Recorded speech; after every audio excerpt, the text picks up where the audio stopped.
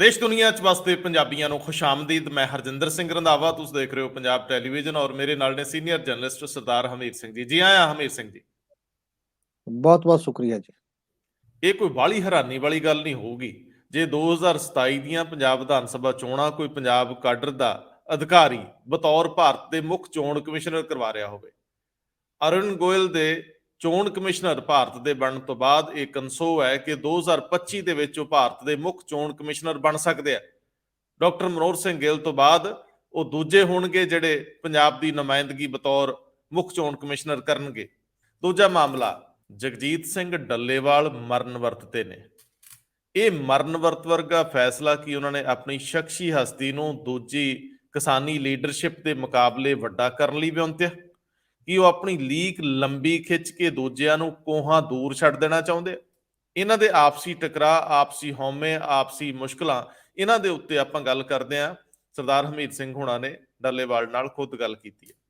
ਤੀਜਾ ਮਾਮਲਾ, ਸ਼੍ਰੋਮਣੀ ਅਕਾਲੀ ਦਲ ਦੇ ਵਿੱਚ ਬੇਚੈਨੀ ਹੈ। ਉਸ ਬੇਚੈਨੀ ਨੂੰ ਕੋਈ ਰਾਹ ਨਹੀਂ ਮਿਲ ਰਿਹਾ। ਗੁਰਚਰਨ ਸਿੰਘ ਗਰੇਵਾਲ ਵੱਲੋਂ ਆਰਐਸਐਸ ਪ੍ਰਮੁੱਖ ਨੂੰ ਲਿਖੀ ਗਈ ਚਿੱਠੀ ਕਿ ਸਿੱਖਾਂ ਦੇ ਮਾਮਲਿਆਂ 'ਚ ਦਖਲ ਬੰਦ ਕਰੋ, ਉਸ ਤੋਂ ਬਾਅਦ ਮਲੂਕਾ ਸਾਹਿਬ ਗੱਠਜੋੜ ਦੀ ਗੱਲ ਕਰਦੇ ਆ ਤੇ ਫਿਰ ਉਸ ਤੋਂ ਪਲਟ ਵੀ ਜਾਂਦੇ ਆ, ਜਿਹਦੇ ਉੱਤੇ ਬੀਜੇਪੀ ਆਗੂਆਂ ਦੀ ਸਖਤ ਟਿੱਪਣੀਆਂ ਤੇ ਪ੍ਰਤੀਕਰਮ ਆਉਂਦੇ ਆ। ਹੁਣ ਅੰਦਰੋਂ ਇਹ ਕਨਸੋ ਮਿਲਣੀ ਸ਼ੁਰੂ ਹੋਈ ਆ ਕਿ ਕੀ ਕਿਸੇ ਪੱਧਰ ਦੇ ਉੱਤੇ ਅਕਾਲੀ ਲੀਡਰਸ਼ਿਪ ਦੇ ਵਿੱਚੋਂ ਕੁਝ ਲੋਕ ਬੀਜੇਪੀ ਨਾਲ ਨੇੜਤਾ ਬਣਾ ਰਹੇ ਸੀ, ਜਿਨ੍ਹਾਂ ਨੂੰ ਇਹ ਸੁਨੇਹਾ ਦੇਣ ਲਈ ਕਿ ਜੇ ਤੁਸੀਂ ਚਲੇ ਵੀ ਜਾਂਦੇ ਹੋ ਤਾਂ ਜਦੋਂ ਸਾਡਾ ਉਹਨਾਂ ਨਾਲ ਗੱਠਜੋੜ ਹੋਊਗਾ ਤੁਹਾਡਾ ਸਥਾਨ ਕੀ ਬਚੂਗਾ। ਐਸੇ ਲੀਡਰ ਜਿਹੜੇ ਬੀਜੇਪੀ ਨਾਲ ਜੁੜਨਾ ਚਾਹੁੰਦੇ ਉਹਨਾਂ ਨੂੰ ਰੋਕਣ ਲਈ ਬੀਜੇਪੀ ਨਾਲ ਗੱਠਜੋੜ ਦੀ ਗੱਲ ਅੱਗੇ ਵਧਾਈ ਗਈ। ਇਹ ਸੋਚਿਆ ਸਮਝਿਆ ਵਿਉਂਤਿਆ ਹੋਇਆ ਫੈਸਲਾ ਸੀ, ਇਹ ਵੀ ਬੜਾ ਵੱਡਾ ਸਵਾਲ ਆ। ਚੌਥਾ ਮਾਮਲਾ, ਸਿਆਸੀ ਪਾਰਟੀਆਂ ਨੂੰ ਫੰਡਿੰਗ ਦਾ। ਕਾਰਪੋਰੇਟ ਘਰਾਣੇ ਔਰ ਹੋਰ ਬਹੁਤ ਸਾਰੇ ਲੋਕ ਸਿਆਸੀ ਪਾਰਟੀਆਂ ਨੂੰ ਚੰਦਾ ਦਿੰਦੇ ਆ, ਇਲੈਕਸ਼ਨ ਫੰਡ ਦਿੰਦੇ ਆ। ਇਹ ਕੋਈ ਵੱਖਰੀ ਗੱਲ ਨਹੀਂ, ਅਫਸਰਸ਼ਾਹੀ ਵੀ ਬੜੇ ਫੰਡ ਦਿੰਦੀ ਹੈ। ਪਰ 2018 ਤੋਂ ਬਾਅਦ ਐਕਟ ਵਿੱਚ ਸੋਧ ਕਰਕੇ ਜਿਹੜੇ ਪ੍ਰਾਵਧਾਨ ਕੀਤੇ ਗਏ ਉਹਦਾ ਇੱਕ ਰੌਲਾ ਹੈ, ਉਹ ਰੌਲਾ ਵੀ ਤੁਹਾਡੇ ਨਾਲ ਸਾਂਝਾ ਕਰਦੇ। ਸਰਦਾਰ ਹਮੀਰ ਸਿੰਘ ਜੀ, ਸਭ ਤੋਂ ਪਹਿਲਾਂ ਤੁਹਾਡੀ ਜਗਜੀਤ ਸਿੰਘ ਡੱਲੇਵਾਲ ਨਾਲ ਗੱਲ ਵੀ ਹੁੰਦੀ ਆ, ਲੇਕਿਨ ਮੈਂ ਤੁਹਾਡੇ ਤੋਂ ਸਮਝਣਾ ਇਹ ਚਾਹੁੰਦਾ ਹੈ ਕਿ ਜਿਹੜੀ ਲੀਕ ਖਿੱਚੀ ਹੈ ਮਰਨ ਵਰਤ ਵਾਲੀ, ਇਹਨੂੰ ਕਿਹੜੇ ਸਾਂਚੇ 'ਚ ਰੱਖ ਕੇ ਪਰਖੀਏ। ਆਖਰ ਉਹ ਦੂਜੇ ਲੀਡਰਾਂ ਨਾਲੋਂ ਆਪਣਾ ਕੱਦ ਏਡਾ ਵੱਡਾ ਕਰ ਲੈਣਾ ਚਾਹੁੰਦੇ ਆ ਵੀ ਉਹਨਾਂ ਦੇ ਨੇੜੇ ਤੇੜੇ ਵੀ ਕੋਈ ਨਾ ਹੋਵੇ। ਬਿਲਕੁਲ, ਕਿਸਾਨ ਅੰਦੋਲਨ ਤੋਂ ਬਾਅਦ ਕਿਸਾਨ ਅੰਦੋਲਨ ਤੱਕ ਜਿਹੜੀਆਂ ਜਥੇਬੰਦੀਆਂ ਐਵੇਂ ਦਿਖਾਈ ਦੇ ਰਹੀਆਂ ਕਿ 32 ਪੰਜਾਬ ਦੀਆਂ ਜਥੇਬੰਦੀਆਂ ਨੇ ਤੇ ਇਕਜੁੱਟ ਨੇ, ਜਿਹਦਾ ਅਸਰ ਵੀ ਇਹ ਪਿਆ ਸੀ ਕਿ ਤਿੰਨੇ ਕਾਲੇ ਕਾਨੂੰਨ ਵਾਪਸ ਲੈਣ ਲਈ ਪ੍ਰਧਾਨ ਮੰਤਰੀ ਨੂੰ ਮਜਬੂਰ ਹੋਣਾ ਪਿਆ। ਪਰ ਉੱਥੇ ਹੀ ਰਹਿੰਦੇ ਹੋਏ ਇਹ ਚਰਚਾ ਚੱਲ ਪਈ ਸੀ ਆਪਸ ਦੇ ਵਿੱਚ ਇੱਕ ਦੂਜੇ ਦੇ ਖਿਲਾਫ, ਪਰਸਨਲ ਦੂਸ਼ਣਬਾਜ਼ੀ ਵੀ ਔਰ ਕੁਝ ਹੋਰਾਂ ਗੱਲਾਂ ਤੇ ਵੀ। ਔਰ ਮੈਨੂੰ ਨਹੀਂ ਲੱਗਦਾ ਕਿ ਮੁੱਦਿਆਂ ਤੇ ਬਹੁਤ ਜ਼ਿਆਦਾ ਬੜਾ ਕੋਈ ਡਿਫਰੈਂਸ ਹੈ, ਮੁੱਦਿਆਂ ਤੇ ਕੋਈ ਬਹੁਤ ਜ਼ਿਆਦਾ ਬਖਰੇਵੇਂ ਨੇ। ਕਿਸੇ ਦਾ ਮੰਗ ਪੱਤਰ ਜਾ ਕੇ ਦੇਖ ਲਓ, ਬਹੁਤ ਵੱਡਾ ਫਰਕ ਨਹੀਂ ਹੈ। ਕਿਸੇ ਨੇ ਕੋਈ ਮੰਗ ਥੋੜੀ ਜਿਹੀ ਉੱਪਰ 5ਵੇਂ ਨੰਬਰ ਤੇ ਰੱਖਤੀ, ਕਿਸੇ ਨੇ ਉਹ ਪਹਿਲੇ ਤੇ ਰੱਖੀ ਹੋਈ ਆ, ਕਿਸੇ ਨੇ 10ਵੇਂ ਤੇ ਰੱਖਤੀ। ਮੰਗਾਂ ਸਾਰੀਆਂ ਹੀ ਸਭ ਦੀਆਂ ਲਗਭਗ ਇੱਕੋ ਜਿਹੀਆਂ ਨਜ਼ਰ ਆ ਰਹੀਆਂ ਨੇ, ਔਰ ਕੁਝ ਥੋੜੀਆਂ ਚੀਜ਼ਾਂ ਦਾ ਫਰਕ ਜ਼ਰੂਰ ਹੈ। ਪਰ ਬੁਨਿਆਦੀ ਤੌਰ ਤੇ ਐ ਲੱਗਦਾ ਜਿਵੇਂ ਪਰਸਨੈਲਿਟੀਜ਼ ਦਾ ਕਲੈਸ਼ ਹੋ ਰਿਹਾ ਹੁੰਦਾ, ਸ਼ਖਸੀਅਤਾਂ ਦਾ ਟਕਰਾ ਕੇ ਫਲਾਨੀ ਸ਼ਖਸੀਅਤ ਕੀ ਹੈ, ਫਲਾਨੀ ਸ਼ਖਸੀਅਤ ਕੀ ਹੈ। ਇੱਕ ਤਾਂ ਚਲੋ ਬੁਨਿਆਦੀ ਗੱਲ ਇਹ ਆ ਗਈ ਚੋਣਾਂ 'ਚ, ਇੱਕ ਤਾਂ ਪੂਰਾ ਧੜਾ ਇਹ ਕਹਿਣ ਲੱਗ ਗਿਆ ਵੀ ਜਿਹੜੇ ਚੋਣਾਂ 'ਚ ਖੜੇ ਹੋਏ ਨੇ ਉਹਨਾਂ ਨਾਲ ਨਹੀਂ ਅਸੀਂ ਕਰਨੀ, ਤੇ ਫਿਰ ਜਿਹੜੇ ਚੋਣਾਂ 'ਚ ਖੜੇ ਹੋਣ ਵਾਲੇ ਦੇ ਖਿਲਾਫ ਨੇ ਉਹ ਵੀ ਤਾਂ ਕਿੰਨੇ ਗਰੁੱਪ ਬਣੇ ਖੜੇ ਨੇ। ਤੇ ਜੇ ਇਹੀ ਇੱਕ ਰੀਜਨ ਹੁੰਦਾ ਕਿ ਇਕੱਲਾ ਚੋਣਾਂ 'ਚ ਖੜੇ ਹੋਣ ਵਾਲੇ ਦੇ ਖਿਲਾਫ ਹੋ ਤੁਸੀਂ ਪੋਲੀਟੀਕਲੀ, ਤਾਂ ਇੰਨੇ ਗਰੁੱਪ ਨਹੀਂ ਸੀ ਬਣਦੇ ਹੁਣ ਤੱਕ। ਔਰ ਇਸੇ ਕਰਕੇ ਕਾਰ ਕੀ ਕਰਦੀ ਆ, ਪਹਿਲਾਂ ਇੱਕ ਗਰੁੱਪ ਦੇ ਬੰਦੇ ਬੁਲਾ ਲੈਂਦੀ ਹੈ, ਉਹਨਾਂ ਨਾਲ ਕੁਝ ਫੈਸਲੇ ਹੋ ਜਾਂਦੇ ਨੇ ਮਾੜੇ ਮੋਟੇ, ਔਰ ਉਹ ਅਨਾਉਂਸ ਹੋ ਜਾਂਦਾ। ਫਿਰ ਦੂਜੇ 'ਚ ਤੜਫ ਪੈਦਾ ਹੋ ਜਾਂਦੀ ਹੈ ਕਿ ਅਸੀਂ ਛੋਟੇ ਥੋੜੀ ਆ, ਸਾਨੂੰ ਨਹੀਂ ਬੁਲਾਇਆ ਜਾ ਰਿਹਾ, ਸਾਨੂੰ ਵੀ ਤਾਂ ਬੁਲਾਓ। ਫਿਰ ਕਿਤੇ ਨਾ ਕਿਤੇ ਉਹਦੇ ਨਾਲ ਹੋ ਜਾਂਦੀ ਹੈ ਗੱਲ, ਫਿਰ ਤੀਜੇ ਨਾਲ, ਫਿਰ ਚੌਥੇ ਨਾਲ, ਫਿਰ 5ਵੇਂ ਨਾਲ। 5 ਤਾਂ ਮਤਲਬ ਗਰੁੱਪ ਨੇ ਜਿਹੜੇ ਆਪਾਂ ਉਹ ਕਰਦੇ, 6 ਹੋ ਗਏ ਨੇ। 6 ਚ ਤਾਂ ਮੈਂ ਇਹ ਕਰਦਾ 2 ਵੱਡੀਆਂ ਜਥੇਬੰਦੀਆਂ ਜਿਹੜੀਆਂ ਆਪਦੇ ਆਪ ਨੂੰ ਕਹਿੰਦੇ ਨੇ ਅਸੀਂ ਗਰੁੱਪਾਂ 'ਚ ਨਹੀਂ, ਸਾਡੇ ਅਲੱਗ ਜਥੇਬੰਦੀ ਉਹ ਐਡੀ ਹੈ। ਇੱਕ ਉਗਰਾਹਾਂ ਗਰੁੱਪ ਤੇ ਇੱਕ ਕਿਸਾਨ ਪਾਰਟੀ ਦਾ ਗਰੁੱਪ ਹੈ, ਜਿਹੜੀ ਮਾਝੇ ਤੋਂ ਜ਼ਿਆਦਾ ਲੀਡਰ ਨੇ ਜਿਹਦੇ ਵਿੱਚ ਆਉਂਦੇ ਨੇ। ਹੁਣ ਸਵਾਲ ਇਹ ਪੈਦਾ ਹੋ ਗਿਆ ਕਿ ਪਿਛਲੇ ਦਿਨਾਂ ਦੇ ਵਿੱਚ ਮੁੱਖ ਮੰਤਰੀ ਦੀ ਮੀਟਿੰਗ ਹੋ ਗਈ, ਉਗਰਾਹਾਂ ਗਰੁੱਪ ਨੇ ਲਾ ਕੇ ਰੱਖਿਆ 20 ਦਿਨ ਦੇ ਲਗਭਗ ਧਰਨਾ, ਤੇ ਧਰਨੇ ਦੇ ਵਿੱਚ ਸਹਿਮਤੀ ਹੋ ਗਈ। ਉਹਦੇ ਤੇ ਵੀ ਕਈ ਸਵਾਲ ਵੀ ਬਾਹਰ ਆ ਰਹੇ ਨੇ, ਅਲੱਗ-ਅਲੱਗ ਤਰ੍ਹਾਂ ਦੀਆਂ ਕੁਐਸਚਨ ਨੇ, ਪਰ ਉਹ ਲੱਗਿਆ ਵੀ ਅੱਛਾ ਉਹਨਾਂ ਨਾਲ ਇੱਕ ਗੱਲ ਹੋ ਗਈ ਹੈ। ਹੁਣ ਸਵਾਲ ਇਹ ਵੀ ਆ ਰਿਹਾ ਕਿ ਐਸਕੇਐਮ ਦਾ ਇੱਕ ਧੜਾ 19 ਤਰੀਕ ਨੂੰ ਵਿਜੇ ਦਿਵਸ ਦੇ ਤੌਰ ਤੇ ਮਨਾਇਆ ਤੇ 26 ਨਵੰਬਰ ਨੂੰ ਦੁਬਾਰਾ ਉਸ ਅੰਦੋਲਨ ਦੇ ਲਈ ਦੁਬਾਰਾ ਮਨਾਉਣਗੇ ਵੱਖ-ਵੱਖ ਤਰੀਕਿਆਂ ਦੇ ਵਿੱਚ। ਤਾਂ ਕੋਈ ਕੀ ਕਰੇ, ਉਹ ਤੋਂ ਵੱਖਰਾ ਕੀ ਕਰੇ ਫਿਰ ਜਿਹਦੇ ਨਾਲ ਇਹ ਚੀਜ਼ਾਂ ਹੋਣ। ਉਹਦੇ ਤੇ ਹੁਣ ਚੱਲਦੇ ਹੋਏ ਡੱਲੇਵਾਲ ਜੀ ਬੈਠ ਕੇ ਮਰਨ ਵਰਤ ਤੇ ਆਪਣੇ ਗ੍ਰਹਿ ਜ਼ਿਲ੍ਹੇ ਦੇ ਵਿੱਚ, ਫਰੀਦਕੋਟ ਦੇ ਵਿੱਚ। ਉਹਨਾਂ ਦੀ ਮੰਗਾਂ ਕੀ ਨੇ? ਮੰਗਾਂ ਉਹੀ ਨੇ, ਮੰਗਾਂ 'ਚ ਕੋਈ ਵੱਖਰਾ ਨਹੀਂ। ਮੰਗ ਇਹ ਹੈ ਸਭ ਤੋਂ ਵੱਡੀ, ਕਹਿੰਦੇ ਨੇ ਕਿ ਮੁਸ਼ਤਰਕਾ ਮਾਲਕਾਨ ਜਿਹੜੀ ਜ਼ਮੀਨ ਹੈ, ਮਈ ਦੇ ਵਿੱਚ ਮੀਟਿੰਗ ਹੋਈ ਸੀ ਜਿਹ ਚੋਂ ਕਹਿੰਦੇ ਦੂਜੇ ਕਈ ਤਰ੍ਹਾਂ ਵੀ ਸੀ ਕਿ ਇਹ ਜ਼ਮੀਨ ਕਿਸਾਨਾਂ ਨੂੰ ਜਿਨ੍ਹਾਂ ਦੇ ਨਾਂ ਤੇ ਅਲਾਟ ਕਰ ਦਿੱਤੀ ਜਾਏਗੀ, ਇਹ ਸਾਂਝੀ ਜ਼ਮੀਨ ਨਹੀਂ ਹੋਏਗੀ। ਸੁਪਰੀਮ ਕੋਰਟ ਦੀ ਇੱਕ ਜੱਜਮੈਂਟ ਹੈ, ਜਿਹੜੀਆਂ ਸਾਰੀਆਂ ਸਟੇਟਾਂ ਨੇ ਇਹ ਕਿਹਾ ਕਿ ਮੁਸ਼ਤਰਕਾ ਮਾਲਕਾਨ ਵੀ ਅੱਗੇ ਨੂੰ ਪੰਚਾਇਤੀ ਜ਼ਮੀਨ ਲੈਂਡ ਰਹੇਗੀ, ਵਿਲੇਜ ਕਾਮਨ ਲੈਂਡ ਰਹੇਗੀ, ਉਹ ਨਹੀਂ ਵੰਡੀ ਜਾ ਸਕਦੀ। ਪਰ ਉਹਨਾਂ ਦਾ ਕਹਿਣਾ ਵੀ ਇਹ ਪਹਿਲਾਂ ਵੀ ਪਤਾ ਸੀ ਸਰਕਾਰ ਨੂੰ, ਜਿੱਦਣ ਸਾਡੇ ਨਾਲ ਤੈਅ ਕਰਦੀ ਸੀ। ਹੁਣ ਇੱਕ ਤਾਂ ਸਰਕਾਰ ਦੀ ਵੀ, ਉਹਨਾਂ ਦੀ ਵੀ ਗੱਲ ਵਾਜਬ ਹੈ, ਸਰਕਾਰ ਨੂੰ ਵੀ ਪਹਿਲਾਂ ਦੇਖਣਾ ਚਾਹੀਦਾ ਸੀ। ਅਪ੍ਰੈਲ ਦੀ ਜੱਜਮੈਂਟ ਆਈ ਹੋਈ ਹੈ ਤੇ ਉਦੋਂ ਬਾਅਦ ਤੁਸੀਂ ਕਿਉਂ ਇਹ ਕਮਿਟਮੈਂਟ ਕਰਦੇ ਹੋ? ਜੇਕਰ ਨਹੀਂ ਉਹ ਕਰ ਸਕਦੇ, ਉਹ ਕਹਿੰਦੇ ਨੇ ਕਿ ਜੀ ਇਹ ਵਿਧਾਨ ਸਭਾ ਦੇ ਵਿੱਚ ਕਰਨ। ਔਰ ਦੂਜੀਆਂ ਗੱਲਾਂ ਉਹੀ ਜਿਹੜੀਆਂ ਵੱਖ-ਵੱਖ ਤਰੀਕੇ ਦੀਆਂ ਜਿਹੜੀਆਂ ਪਹਿਲਾਂ ਮੰਨੀਆਂ ਗਈਆਂ ਗੱਲਾਂ ਨੇ, ਔਰ ਉਹਨਾਂ ਨੂੰ ਲਾਗੂ ਕਰਨ ਦਾ ਹੀ ਇੱਕ ਕੁਐਸਚਨ ਉਸ ਪੱਧਰ ਦੇ ਉੱਤੇ ਹੈ। ਪਰ ਇਸ ਲੈਵਲ ਦੇ ਹਾਰਡ ਸਟੈਪ ਜਿਹੜੀਆਂ ਮਾਸ ਆਰਗੇਨਾਈਜੇਸ਼ਨਾਂ ਹੁੰਦੀਆਂ ਨੇ, ਜਨਤਕ ਜਥੇਬੰਦੀਆਂ, ਉਹ ਜਨਤਕ ਦਬਾਅ ਨਾਲ ਲੜਦੀਆਂ ਨੇ ਸਰਕਾਰਾਂ ਦੇ ਖਿਲਾਫ ਨਾਰਮਲੀ। ਡੱਲੇਵਾਲ ਸਾਹਿਬ ਨੂੰ ਮੈਂ ਕਿਹਾ ਵੀ ਬਹੁਤ ਹਾਰਡ ਫੈਸਲਾ ਹੈ, ਸਖਤ ਫੈਸਲਾ ਹੈ, ਇਹ ਕਿਉਂ ਕਰ ਲਿਆ ਤੇ ਇਹਦੇ ਪਿੱਛੇ ਰੀਜਨ ਉਹ ਕਹਿੰਦੇ ਨੇ ਵੀ ਕਰਨ ਨੂੰ ਤਾਂ ਮੇਰੇ ਬੰਦੇ ਵੀ ਬਹੁਤ ਕੁਝ ਕਰ ਸਕਦੇ ਨੇ, ਪਰ ਮੈਂ ਉਹਨਾਂ ਨੂੰ ਕਿਉਂ ਤਕਲੀਫ ਦਿਆਂ, ਮੈਂ ਆਪ ਹੀ ਕਿਉਂ ਨਾ ਤਿਆਗ ਕਰਾਂ ਤੇ ਕੁਰਬਾਨੀ ਕਰਾਂ। ਜਿਹੜਾ ਇਹ ਇੱਕ ਜਜ਼ਬਾ, ਇਹਦੇ ਚੋਂ ਇੱਕ ਕਾਮਨ ਕਨਸੈਪਟ ਨਹੀਂ ਨਜ਼ਰ ਆਉਂਦਾ ਜਥੇਬੰਦੀ ਦਾ। ਇਹਦਾ ਮਤਲਬ ਲੀਡਰ ਨੰਬਰ 1 ਹੁੰਦਾ ਜਿਹੜਾ ਕਿ ਮੈਂ ਸਭ ਤੋਂ ਜ਼ਿਆਦਾ ਜਥੇਬੰਦੀ ਦੇ ਵਿੱਚੋਂ ਵੀ ਇੱਕ ਗੱਲ ਵਾਪਰ ਜਾਂਦੀ ਹੈ ਨਾ ਕਿ ਇਸ ਪੱਧਰ ਦੀ, ਔਰ ਉਹਦੇ ਨਾਲ ਇਹ ਗੱਲ ਲੱਗਦੀ ਹੈ ਕਿ ਜੇ ਲੰਮਾ ਚੱਲਦਾ ਮਾਮਲਾ, ਮੰਨ ਲਓ ਕੀ ਕਰੋਗੇ ਤੁਸੀਂ? ਦੋ ਉਦਾਹਰਨਾਂ ਨੇ ਸਾਡੇ ਸਾਹਮਣੇ। ਸੰਤ ਫਤਿਹ ਸਿੰਘ ਦੀ ਉਦਾਹਰਨ ਹੈ, ਮਾਸਟਰ ਤਾਰਾ ਸਿੰਘ ਦੀ। ਫਤਿਹ ਸਿੰਘ ਦੇ ਕਿ ਅਗਨ ਕੁੰਡ ਬਣਾ ਲਏ ਤੇ ਅਗਨ ਕੁੰਡ ਚ ਮੱਚਣਾ ਜੀ, ਤੇ ਉਧਰ ਕਹਿੰਦੇ ਦਿੱਲੀ ਤੋਂ ਜਹਾਜ਼ ਅੜੀਕੀ ਗਏ ਤੇ ਦਿੱਲੀ ਦਾ ਜਹਾਜ਼ ਆਵੇ ਨਾ ਛੇਤੀ ਕੀਤਿਆਂ, ਫਿਰ ਡਿਲੇ ਕਰੀ ਗਏ ਕਿ ਅਜੇ ਹੋਰ ਦੇਖ ਲਓ। ਦੋਨਾਂ ਨੂੰ ਤਨਖਾਹ ਲੱਗੀ ਸੀ ਵੱਖ-ਵੱਖ ਟਾਈਮਾਂ ਦੇ ਵਿੱਚ ਆਪਣੇ ਮਰਨ ਵਰਤ ਨੂੰ ਸਹੀ ਤਰੀਕੇ ਦੇ ਨਾਲ, ਜਾਂ ਆਪਣੇ ਜਿਹੜਾ ਅਰਦਾਸ ਕਰਕੇ ਇੱਕ ਨੇ ਹਵਨ ਕੁੰਡ ਬਣਾਏ ਤੇ ਇੱਕ ਨੇ ਬਾਕੀ ਕੈਸੇ ਮਰ ਜਾਣਾ ਉਸ ਸਮੇਂ ਦੇ ਵਿੱਚ, ਮਤਲਬ ਮਰਨ ਦਾ ਇੱਕ ਤਰੀਕਾ ਸੀਗਾ। ਫਿਰ ਦਰਸ਼ਨ ਸਿੰਘ ਫੇਰੂਮਾਨ ਆਏ, ਉਹ ਕਹਿੰਦੇ ਵੀ ਨਹੀਂ, ਇਹ ਗੱਲ ਜਿਹੜੀ ਹੈ ਗਲਤ ਹੈ। ਪੰਥ ਦੇ ਵਿੱਚ ਕੋਈ ਮਰਨ ਵਰਤ ਦਾ ਕਨਸੈਪਟ ਨਹੀਂ ਹੈ। ਪੰਥ ਲੜਕੇ ਮਰਦਾ, ਬਾਕੀ ਜੰਗੇ ਆਜ਼ਾਦੀ ਦੇ ਵਿੱਚ ਵੀ ਬਾਕੀ ਵੀ ਜਾਂ ਕੁਰਬਾਨੀ ਕਰਦਾ, ਕੋਈ ਫਾਂਸੀ ਦੇ ਕੁਝ ਕਰਦੇ, ਉਹ ਅਲੱਗ ਸਵਾਲ ਨੇ। ਤੇ ਮੈਂ ਇਹ ਜਿਹੜਾ ਵਰਤ ਰੱਖ ਰਿਹਾ, ਮੈਂ ਉਹ ਅਰਦਾਸ ਦੀ ਸਾਰਥਕਤਾ ਲਈ ਰੱਖ ਰਿਹਾ ਕਿ ਅਰਦਾਸ ਕਰਕੇ ਉਹ ਤੋਂ ਪਿੱਛੇ ਹਟਣ ਦੀ ਬਜਾਏ। ਤੇ ਉਹਨਾਂ ਨੇ ਬੜਾ ਲੰਮਾ ਸਮਾਂ 62 ਦਿਨ ਤੋਂ ਵੀ ਜ਼ਿਆਦਾ ਚੱਲੀ, ਬਜ਼ੁਰਗ ਆਦਮੀ ਸੀਗੇ ਤੇ ਇੱਕ ਕਮਿਟਮੈਂਟ ਨਿਭਾਈ। ਮੈਂ ਤਾਂ ਉਦਾਹਰਨ ਖੈਰ ਡੱਲੇਵਾਲ ਸਾਹਿਬ ਨੂੰ ਵੀ ਦਿੱਤੀ ਸੀ ਵੀ ਤੁਸੀਂ ਮਤਲਬ ਤੁਸੀਂ ਸਵਾਲ ਇਹ ਪੁੱਛਿਆ ਵੀ ਡੱਲੇਵਾਲ ਸਾਹਿਬ ਦਰਸ਼ਨ ਸਿੰਘ ਫੇਰੂਮਾਨ ਸ਼ਹੀਦ ਬਣੋਗੇ ਜਾਂ ਸੰਤ ਫਤਿਹ ਸਿੰਘ ਬਣੋਗੇ? ਸਵਾਲ ਇਹ ਵਾਵਾ ਔਖਾ ਤੁਸੀਂ ਪਾਤਾ। ਮੇਰਾ ਖਿਆਲ ਇਹਦਾ ਜਵਾਬ ਦਿੱਤਾ ਨਹੀਂ ਗਿਆ ਹੋਣਾ ਉਹਨਾਂ ਤੋਂ। ਜਵਾਬ ਤਾਂ ਉਹਨਾਂ ਨੂੰ ਲੱਗਦਾ ਵੀ ਉਹ ਕੁਰਬਾਨੀ ਕਰ ਵੱਡੀ ਤੋਂ ਵੱਡੀ ਲਈ ਤਿਆਰ ਨੇ। ਪਤਾ ਨਹੀਂ ਹੁਣ ਉਹ ਤਾਂ ਭਵਿੱਖ ਦੱਸਦਾ ਜਿਹੋ ਜਿਹਾ ਵੀ ਹੈ, ਪਰ ਮੈਨੂੰ ਇਹ ਲੱਗਦਾ ਹੁੰਦਾ ਵੀ ਬੜੀ ਵਾਰ ਕਿ ਇੱਕ ਮੌਕੇ ਆਉਂਦੇ ਨੇ ਜਦੋਂ ਕਦੇ ਬਹੁਤ ਜ਼ਿਆਦਾ ਨਿੱਜੀ ਤੌਰ ਤੇ ਸਵਾਲ ਨੇ। ਸਾਡੇ ਪੰਜਾਬੀ ਕਲਚਰ ਦੇ ਵਿੱਚ ਨਾ ਮਰਨ ਵਰਤ ਦਾ ਕਨਸੈਪਟ ਬੜੇ ਹਿਸਟਰੀ 'ਚ ਬੜੇ ਲੰਮੇ ਸਮੇਂ ਤੋਂ ਹੀ ਨਹੀਂ ਹੈ, ਲੋਕ ਉਹਨੂੰ ਓਨ ਨਹੀਂ ਕਰਦੇ, ਈਵਨ ਭੁੱਖ ਹੜਤਾਲ ਦਾ ਵੀ ਨਹੀਂ।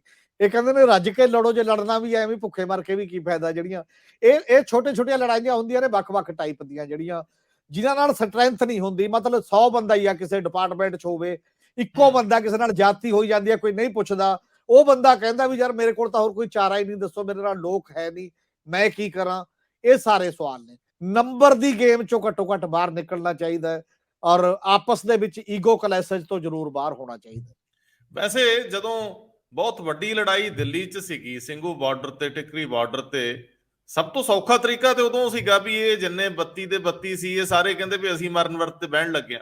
ਏਡੀ ਵੱਡੀ ਲੜਾਈ ਦੌਰਾਨ ਤਾਂ ਇਸ ਤਰ੍ਹਾਂ ਦਾ ਹਾਰਡ ਸਟੈਪ ਨਹੀਂ ਲਿਆ ਗਿਆ, ਇਸ ਤਰ੍ਹਾਂ ਦਾ ਸਖਤ ਫੈਸਲਾ ਲੈਣ ਤੋਂ ਬਚਾ ਕੀਤਾ ਗਿਆ, ਔਰ ਉੱਥੇ ਲੋਕਾਂ ਦੀ ਸ਼ਕਤੀ ਨਾਲ ਲੜਿਆ ਗਿਆ। ਪਰ ਇੱਥੇ ਜਿਹੜੀ ਇਹ ਵਿਅਕਤੀਗਤ ਅਪਰੋਚ ਅੱਗੇ ਰੱਖੀ ਗਈ ਹੈ, ਤੁਸੀਂ ਠੀਕ ਕਹਿੰਦੇ ਹੋ ਕਿ ਜਦੋਂ ਕਿਧਰੇ ਕੋਈ ਕਲਾਕਾਰਾ ਬੰਦਾ ਉਹਦੀ ਗੱਲ ਨਹੀਂ ਸੁਣੀ ਜਾਂਦੀ, ਉਹ ਕਹਿੰਦਾ ਮੈਂ ਤਾਂ ਜੀਵਨ ਹੀ ਤਿਆਗ ਦੇਣਾ ਆਪਣਾ ਆਪ, ਮੈਂ ਤਾਂ ਮਰ ਹੀ ਜਾਣਾ ਨਾ। ਸੋ ਦੂਜੇ ਬੰਨੇ ਜੇਕਰ ਤੁਸੀਂ ਤਾਕਤਵਰ ਲੋਕ ਹੋ, ਫਿਰ ਤੁਹਾਨੂੰ ਇਸ ਤਰ੍ਹਾਂ ਦੇ ਸਟੈਪ ਕਿਉਂ ਲੈਣੇ ਪੈਣ? ਹਾਂ, ਡੱਲੇਵਾਲ ਸਾਹਿਬ ਖਬਰਾਂ 'ਚ ਕੋਈ ਦਿਨ ਜ਼ਰੂਰ ਰਹਿਣਗੇ। ਵੈਸੇ ਸਾਡਾ ਮੀਡੀਆ ਵੀ ਜ਼ਿਆਦਤੀ ਕਰਦਾ, ਖਬਰਾਂ ਉੱਡੇ ਵੱਡੇ ਪੱਧਰ ਤੇ ਆ ਨਹੀਂ ਰਹੀਆਂ ਜਿਹੜੀਆਂ ਹੋਣੀਆਂ ਚਾਹੀਦੀਆਂ ਸੀ, ਮਰਨ ਵਰਤ ਦੀਆਂ ਜਿੰਨੀਆਂ ਕਿਸਾਨੀ ਨੂੰ ਮਿਲ ਜਾਂਦੀਆਂ ਨੇ। ਪਰ ਮੈਂ ਹੁਣ ਅਸੀਂ ਇਹਦੇ ਉੱਤੇ ਇੱਕ ਲੰਬੀ ਬਹਿਸ ਕਰਾਵਾਂਗੇ। ਕੱਲ ਸਾਡੇ ਕੋਲ ਦੀਪਕ ਸ਼ਰਮਾ ਚਨਾਰਥਲ, ਜਿਹੜੇ ਬੜੇ ਵੱਡੇ ਸਹਾਫੀ ਨੇ ਸਾਡੇ ਇਸ ਦੌਰ ਦੇ, ਟੀਵੀ ਪੱਤਰਕਾਰੀ ਚ ਉਹਨਾਂ ਦਾ ਇੱਕ ਵੱਡਾ ਨਾਂ ਹੈ, ਉਹਨਾਂ ਨੇ ਕਿਸਾਨ ਅੰਦੋਲਨ ਨੂੰ ਬਹੁਤ ਜੀਵਿਆ ਔਰ ਰਿਪੋਰਟ ਕੀਤਾ ਹੈ। ਇਸ ਤੋਂ ਇਲਾਵਾ ਉਹ ਕਿਤਾਬਾਂ ਦੇ ਰੂਪ ਦੇ ਵਿੱਚ ਵੀ ਪੰਜਾਬੀ ਸਾਹਿਤ ਨੂੰ ਕਾਫੀ ਕੁਝ ਦੇ ਚੁੱਕੇ ਆ, ਕਵਿਤਾ ਸੋਹਣੀ ਲਿਖਦੇ ਆ। ਕੱਲ ਅਸੀਂ ਉਹਨਾਂ ਨੂੰ ਤੁਹਾਡੇ ਰੂਬਰੂ ਕਰਾਂਗੇ, ਉਹ ਇਸ ਬਹਿਸ ਦਾ ਸੰਚਾਲਨ ਕਰਨਗੇ, ਜਿਹਦੇ ਵਿੱਚ ਸਰਦਾਰ ਹਮੀਰ ਸਿੰਘ ਤੋਂ ਇਲਾਵਾ ਯਤਨ ਕਰਾਂਗੇ ਕਿ ਕੋਈ ਇਸ ਖੇਤਰ ਦੇ ਬਹੁਤ ਬਿਹਤਰ ਵਿਅਕਤੀ ਵੀ ਹੋਣ, ਜਿਹੜੇ ਇਹਨਾਂ ਕਿਸਾਨ ਅੰਦੋਲਨਾਂ ਦੇ ਦੌਰਾਨ ਚ ਈਗੋ ਤੋਂ ਲੈ ਕੇ ਨਿੱਜੀ ਵਖਰੇਵਿਆਂ ਤੋਂ ਲੈ ਕੇ ਲੜਾਈਆਂ ਤੋਂ ਲੈ ਕੇ ਟਕਰਾਅ ਤੋਂ ਲੈ ਕੇ ਸਾਰੀਆਂ ਗੱਲਾਂ ਹੋਣ ਕਿ ਆਖਰ ਇਹ ਬਲੈਕਮੇਲਿੰਗ ਦਾ ਜ਼ਿਕਰ ਹੁੰਦਾ ਹੈ, ਇੱਥੇ ਪੈਸੇ ਦੇ ਲੈਣ ਦੇਣ ਦੀਆਂ ਗੱਲਾਂ ਹੁੰਦੀਆਂ, ਸਾਰਾ ਕੁਝ ਹਰੇਕ ਪਹਿਲੂ ਨੂੰ ਆਪਾਂ ਡਿਸਕਸ ਕਰਾਂਗੇ। ਪਰ ਹੁਣ ਮੈਂ ਫਿਲਹਾਲ ਅੱਗੇ ਵਧਦਾ। ਸਰਦਾਰ ਹਮੀਰ ਸਿੰਘ ਜੀ, ਅਕਾਲੀ ਦਲ ਲਈ ਇੱਕ ਸੰਕਟ ਦਿਨੋਂ ਦਿਨ ਗਹਿਰਾ ਹੁੰਦਾ ਜਾਂਦਾ ਹੈ। 9 ਤਰੀਕ ਨੂੰ ਸ਼੍ਰੋਮਣੀ ਗੁਰਦੁਆਰਾ ਪ੍ਰਬੰਧਕ ਕਮੇਟੀ ਦੇ ਪ੍ਰਧਾਨ ਦੀ ਚੋਣ ਤਾਂ ਭਾਵੇਂ ਜਿੱਤ ਲਈ ਗਈ, ਲੇਕਿਨ ਇਹ ਫਿਕਰ ਅਜੇ ਮੁੱਕੇ ਨਹੀਂ। ਪਾਰਟੀ ਲੀਡਰਸ਼ਿਪ ਲਈ ਸੰਕਟ ਕਾਫੀ ਗਹਿਰੇ ਹੋ ਰਿਹਾ। ਇੱਕ ਰੌਲਾ ਜਿਹਾ ਚੱਲੀ ਜਾਂਦਾ ਹੈ ਕਿ ਲੀਡਰਸ਼ਿਪ ਦੇ ਵਿੱਚ ਸੰਨ ਨਾ ਲੱਗ ਜੇ ਕਿਤੇ। ਬੀਜੇਪੀ ਵਰਗੀ ਜਮਾਤ ਜਿਹੜੀ ਪੰਜਾਬ ਦੇ ਵਿੱਚ ਆਪਣਾ ਵਿਸਥਾਰ ਕਰਨਾ ਚਾਹ ਰਹੀ ਆ ਔਰ 24 ਦੇ ਵਿੱਚ ਉਹ ਨਿਠ ਕੇ ਲੜਨਾ ਚਾਹੁੰਦੇ, ਔਰ 27 ਤੱਕ ਉਹ ਕਾਂਗਰਸ ਵਾਂਗ ਪੰਜਾਬ ਦੇ ਵਿੱਚ ਪੂਰਾ ਢਾਂਚਾ ਕਾਇਮ ਕਰ ਲੈਣਾ ਚਾਹੁੰਦੇ ਆ। 117 ਕੈਂਡੀਡੇਟ, ਵਧੀਆ ਕੈਂਡੀਡੇਟ ਦੇਣ ਦੇ ਆਰ ਚ ਲੱਗੇ ਹੋਏ ਆ। ਅਕਾਲੀ ਸੰਕਟ ਦੇ ਵੱਡੇ ਹੋਣ ਤੋਂ ਬਾਅਦ ਅਕਾਲੀ ਆਗੂਆਂ ਦਾ ਬੀਜੇਪੀ ਨਾਲ ਰਲਣ ਦਾ ਸਿਲਸਿਲਾ, ਇਹ ਇੱਕ ਡਰ ਵੀ ਬਣਿਆ ਹੋਇਆ। ਹਾਲਾਂਕਿ ਅਜੇ ਤੱਕ ਕਿਸੇ ਵੱਡੇ ਆਗੂ ਨੇ ਇਸ ਤਰ੍ਹਾਂ ਦੀ ਪਾਰਟੀ ਛੱਡਣ ਦੀ ਗੱਲ ਤਾਂ ਨਹੀਂ ਕੀਤੀ, ਪਰ ਕਨਸੋਵਾ ਸੀ ਕਿ ਜਿਸ ਤਰ੍ਹਾਂ ਦਾ ਮਾਹੌਲ ਬਣਿਆ, ਅਕਾਲੀ ਦਲ ਅੰਦਰੇ ਝੋਰੇ ਚ ਉਹਦੀ ਵੱਡੀ ਲੀਡਰਸ਼ਿਪ। ਇਸੇ ਹੀ ਤਹਿਤ ਮਲੂਕਾ ਸਾਹਿਬ ਦਾ ਬਿਆਨ ਆਉਂਦਾ ਕਿ ਸਾਡੇ ਜਿਹੜੇ ਹੋਰ ਤਾਂ ਕਿਸੇ ਨਾਲ ਗੱਲ ਬਣਦੀ ਨਹੀਂ ਗੀ, ਸਾਡੇ ਕਾਂਗਰਸ ਨਾਲ ਤਾਂ ਰਲ ਹੀ ਨਹੀਂ ਸਕਦਾ, ਔਰ ਅਸੀਂ ਕਿਸੇ ਹੋਰ ਨਾਲ ਵੀ ਨਹੀਂ, ਆਮ ਆਦਮੀ ਪਾਰਟੀ ਨਾਲ ਵੀ ਨਹੀਂ ਜਾ ਸਕਦੇ। ਜੇ ਕਿਤੇ ਗੱਠਜੋੜ ਹੋਇਆ ਤੇ ਉਹ ਬੀਜੇਪੀ ਨਾਲ ਹੋਊਗਾ, ਅਸੀਂ ਵੱਡੇ ਭਰਾ ਦੀ ਹੈਸੀਅਤ ਚ ਰਵਾਂਗੇ, ਉਹਨਾਂ ਨੂੰ ਛੋਟੇ ਭਰਾ ਵਾਂਗ ਆਉਣਾ ਪਏਗਾ। ਉਹ ਭੁੱਲ ਗਏ ਕਿ ਇੱਕ ਦਿਨ ਪਹਿਲਾਂ ਹੀ ਸ਼੍ਰੋਮਣੀ ਕਮੇਟੀ ਦੇ ਜਨਰਲ ਸਕੱਤਰ ਨਵੇਂ ਚੁਣੇ ਗੁਰਚਰਨ ਸਿੰਘ ਗਰੇਵਾਲ ਉਹਨਾਂ ਦੀ ਪਿਤਰੀ ਜਮਾਤ ਆਰਐਸਐਸ ਨੂੰ ਸਾਫ਼ ਲਫ਼ਜ਼ਾਂ 'ਚ ਕਹਿ ਚੁੱਕੇ ਆ ਕਿ ਸਾਡੇ 'ਚ ਦਖਲ ਨਾ ਦਿਓ, ਸਿੱਖ ਧਰਮ 'ਚ ਦਖਲ ਨਾ ਦਿਓ। ਸੋ ਮੈਂ ਤੁਹਾਡੇ ਤੋਂ ਇਹ ਜਾਣਨਾ ਚਾਹੁੰਦਾ ਕਿ ਇਹ ਦੁਬਦਮਾ, ਇਹ ਸੰਕਟ, ਇਹ ਮੁਸ਼ਕਲਾਂ ਕਿਸ ਦਿਸ਼ਾ ਦੀਆਂ ਸੋਚਕ ਨੇ, ਕਿਵੇਂ ਇਸ ਸਾਰੀ ਚੀਜ਼ ਨੂੰ ਲੈ ਰਹੇ ਹੋ? ਅਕਾਲੀ ਦਲ ਦੇ ਅੰਦਰ ਕਾਫੀ ਬੇਚੈਨੀ ਵੱਧ ਰਹੀ ਹੈ। ਹਾਂ ਬਿਲਕੁਲ, ਅਕਾਲੀ ਦਲ ਨੂੰ ਮੇਰੇ ਖਿਆਲ ਹੈ ਅਪਰੋਚ ਦੇ ਤੌਰ ਤੇ ਇੱਕ ਤਾਂ ਹੁੰਦਾ ਕਿ ਏਜੰਡਾ ਅਸੀਂ ਕਿਹੜਾ ਲੈ ਕੇ ਚੱਲੀਏ, ਪੋਲੀਟੀਕਲ ਨਿਸ਼ਾਨਾ, ਉਹਦੇ 'ਚ ਵੀ ਅਜੇ ਬਬਲਿੰਗ ਦਿਖਾਈ ਦਿੰਦੀ ਹੈ। ਅਜੇ ਤੱਕ ਕਲੈਰਿਟੀ ਨਾਲ ਉਹਨਾਂ ਨੇ ਕੁਝ ਨਹੀਂ ਦੱਸਿਆ ਲੋਕਾਂ ਨੂੰ, ਪੰਜਾਬ ਦਿਆਂ ਨੂੰ, ਕਿ ਇਹ ਤੋਂ ਬਾਅਦ ਦਾ ਸਾਡਾ ਪੋਲੀਟੀਕਲ ਨਿਸ਼ਾਨਾ ਇਹ ਹੋਏਗਾ। ਉਸੇ ਨਿਸ਼ਾਨੇ ਨਾਲ ਮੈਚ ਕਰਦਾ ਫਿਰ ਕੋਈ ਗੱਠਜੋੜ ਬਣੇਗਾ, ਕਿਉਂਕਿ ਜਿਹੋ ਜਿਹਾ ਤੁਸੀਂ ਨਿਸ਼ਾਨਾ ਤੈਅ ਕਰਦੇ ਹੋ ਉਹ ਜਿਹੇ ਕੋਈ ਗੱਠਜੋੜ ਬਣਦਾ ਹੈ। ਔਰ ਇਸੇ ਕਰਕੇ ਜਿਵੇਂ ਲੋਕ ਕਹਿੰਦੇ ਨੇ ਅਕਾਲੀ ਦਲ ਜਦੋਂ ਆਨੰਦਪੁਰ ਦੇ ਮੱਥੇ ਤੋਂ ਨੀਚੇ ਆਏ, ਬਾਕੀ ਚੀਜ਼ਾਂ ਆਈਆਂ, ਤਾਂ ਬੀਜੇਪੀ ਨਾਲ ਉਹਨਾਂ ਨੇ ਅਲਾਇੰਸ ਬਣਾਇਆ ਸੀ ਦੋ ਭਾਈਚਾਰਿਆਂ ਦੀ ਸਾਂਝ। ਉਹ ਕਹਿੰਦੇ ਸੀ ਸਿਆਸੀ ਨਹੀਂ ਹੈ, ਦੋ ਭਾਈਚਾਰਿਆਂ ਦੀ ਸ਼ਾਂਤਮਈ ਮਾਹੌਲ ਬਣਾਉਣ ਦੀ ਤੇ ਇੱਕ ਓਵਰਆਲ ਪੰਜਾਬ ਨੂੰ ਪ੍ਰਫੁੱਲਿਤ ਕਰਨ ਲਈ ਸਾਂਝ ਹੈ। ਉਹ ਕਿਸੇ ਏਜੰਡੇ ਦੀ ਸਾਂਝ ਨਹੀਂ ਉਹਨਾਂ ਨੇ ਕਦੇ ਕਿਹਾ ਕਿ ਅਸੀਂ ਇਸ ਉਦੇਸ਼ ਨੂੰ ਲੈ ਕੇ ਚੱਲਦੇ ਹਾਂ। ਪਰ ਜਦ ਉਹ ਵੀ ਟੁੱਟ ਗਈ, ਉਦੋਂ ਇੱਕ ਗੱਲ ਉਹਨਾਂ ਕੋਲ ਸੀਗੀ, ਉਹਨਾਂ ਕੋਲ ਕਿ ਕਾਂਗਰਸ ਨਾਲ ਤਾਂ ਸਾਡਾ ਇਸ ਲਈ ਨਹੀਂ ਹੋ ਸਕਦਾ ਕਿਉਂਕਿ ਉਹਨਾਂ ਨੇ ਦਰਬਾਰ ਸਾਹਿਬ ਤੇ ਹਮਲੇ ਦੇ ਦੋਸ਼ੀ ਨੇ, ਫਿਰ ਨਵੰਬਰ 84 ਆਉਂਦਾ ਹੈ, ਬਾਕੀ ਕਿੰਨੀਆਂ ਚੀਜ਼ਾਂ ਹੋ ਗਈਆਂ ਜਿਹਦੇ ਕਰਕੇ ਉਧਰ ਜਾਣ ਦੀ ਸਾਡੇ ਕੋਈ ਮਤਲਬ ਰਾਹ ਬਚਿਆ ਹੀ ਨਹੀਂ ਹੈ। ਤੇ ਹੁਣ ਜਦੋਂ ਕਿਸਾਨ ਅੰਦੋਲਨ ਤੋਂ ਬਾਅਦ ਫਿਰ ਬੀਜੇਪੀ ਵਾਲਾ ਰਾਹ ਵੀ ਬੰਦ ਹੋ ਗਿਆ ਇੱਕ ਵਾਰ। ਲੋਕਾਂ ਨੂੰ ਵੀ ਇਹ ਲੱਗਦਾ ਸੀ ਤੇ ਅਕਾਲੀ ਲੀਡਰਸ਼ਿਪ ਦੇ ਵੀ ਅੰਦਰ ਦੋ ਟਾਈਪ ਦੀਆਂ ਰਾਇਆਂ ਲਗਾਤਾਰ ਚੱਲਦੀਆਂ ਰਹੀਆਂ ਨੇ ਕਿ ਕੀ ਬੀਜੇਪੀ ਨਾਲ ਚੱਲਿਆ ਜਾਏ ਜਾਂ ਬਾਕੀ ਬੀਐਸਪੀ ਨਾਲ ਕਰਕੇ ਜਾਂ ਕੁਝ ਹੋਰ ਗਰੁੱਪਾਂ ਨਾਲ ਕਰਕੇ ਪੰਜਾਬ ਦੀ ਪੋਲਿਟਿਕਸ ਕੀਤੀ ਜਾਏ। ਪਰ ਨੈਸ਼ਨਲ ਲੈਵਲ ਤੇ ਵੀ ਅਕਾਲੀ ਦਲ ਇਹ ਹਮੇਸ਼ਾ ਚਾਹੁੰਦਾ ਰਿਹਾ ਕਿ ਜੇ ਇੱਕ ਵੱਡਾ ਗਰੁੱਪ ਉਹਦੇ ਨਾਲ ਅਲਾਈ ਨਹੀਂ ਹੈ ਤਾਂ ਸਰਕਾਰ ਬਣਾਉਣੀ ਤੇ ਚਲਾਉਣੀ ਸੂਬੇ 'ਚ ਸੌਖਾ ਕੰਮ ਨਹੀਂ ਹੁੰਦਾ ਉਸ ਪੱਧਰ ਤੇ। ਔਰ ਜੇ ਆਪਾਂ ਇਹ ਵੀ ਗੱਲ ਦੇਖੀਏ ਹਿਸਟਰੀ ਦੇ ਵਿੱਚ, ਜਿਹੜੀਆਂ 3 ਜਾਂ ਸਰਕਾਰਾਂ ਨੇ ਅਕਾਲੀ ਦਲ ਦੀਆਂ ਨੇ ਆਪਣਾ ਕਾਰਜਕਾਲ ਪੂਰਾ ਕੀਤਾ ਹੈ, ਉਹ ਕੀਤਾ ਹੀ ਬੀਜੇਪੀ ਨਾਲ ਅਲਾਇੰਸ ਚੋਂ ਹੈ। ਇਦੋਂ ਪਹਿਲਾਂ ਅਕਾਲੀ ਦਲ ਦੀਆਂ ਜਿਹੜੀਆਂ ਸਰਕਾਰਾਂ ਬਣੀਆਂ ਉਹ ਕੋਈ ਕੁਝ ਮਹੀਨੇ ਬਣੀ, ਕੋਈ ਕੁਝ ਮਹੀਨੇ ਕਿਉਂਕਿ ਟੁੱਟਦੀ ਰਹੀ ਜਾਂ ਤੋੜ ਦਿੱਤੀ ਜਾਂਦੀ ਰਹੀ, ਕੋਈ ਵੀ ਉਹਦਾ ਰੀਜਨ ਅਲੱਗ-ਅਲੱਗ ਸਾਡੇ ਸਾਹਮਣੇ ਨੇ।